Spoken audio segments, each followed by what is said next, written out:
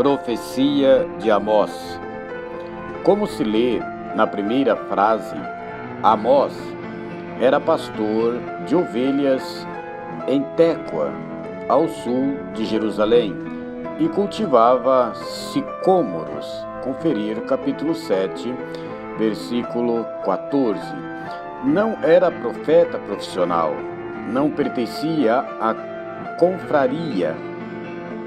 Exerceu, contudo, sua atividade profética no Reino do Norte, especialmente em Betel, perto da fronteira, apesar da divisão dos reinos e da luta fratricida que, de tempo em tempos, opunha o norte ao sul. Amós faz ouvir sua voz no Reino do Norte, como advertência contra sua leviana despreocupação para com a lei do Senhor, que ensina a misericórdia para com os fracos e os pequenos, a justiça social, despreocupação para com as ameaças políticas, ingênua confiança na política de Jeroboão II, morto por volta de 745 a.C., que aparentemente conseguiu apaziguar os inimigos próximos, os arameus, sírios. Apesar da paz de Jeroboão, Amós pressente o perigo que vem de outra potência. Poucos anos depois, os assírios invadirão a Samaria e levarão a população para outras terras, como predisse o profeta.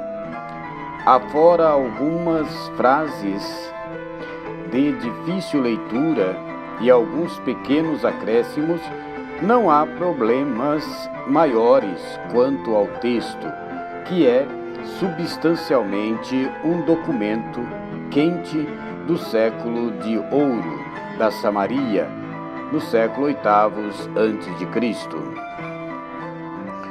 Uma pequena síntese.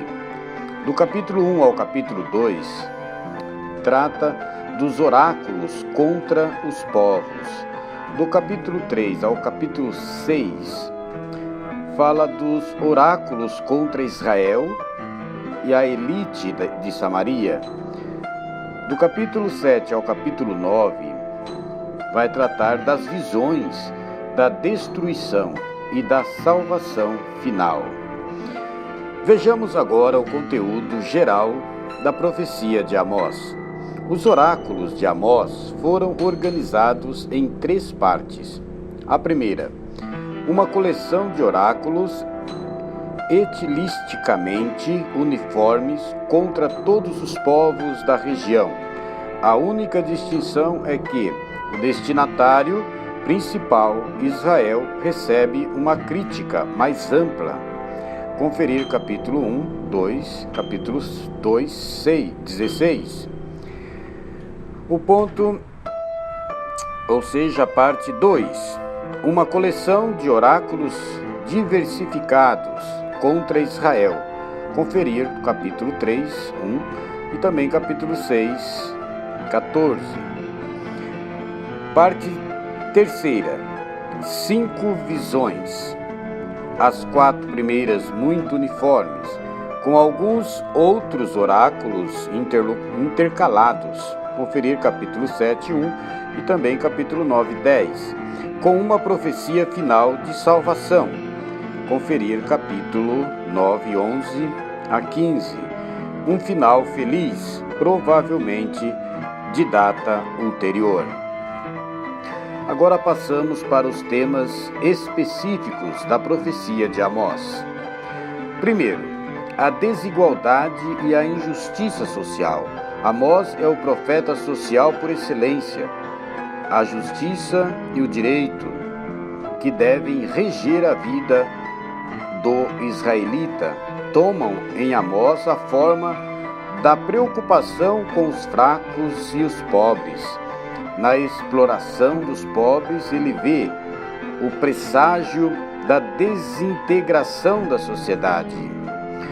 o ponto 2 dos temas específicos da profecia de Amós: a despreocupação, o luxo e a falsa segurança. Israel do norte vive seu século de ouro. Em Samaria reina o luxo e o esquecimento dos pobres. Reinam a falsa religião, sacrifícios vazios e práticas idolátricas. Reina a falsa confiança política, pela qual Samaria vive se comparando com os outros reinos da região. Mas a desintegração da justiça interna anuncia catástrofes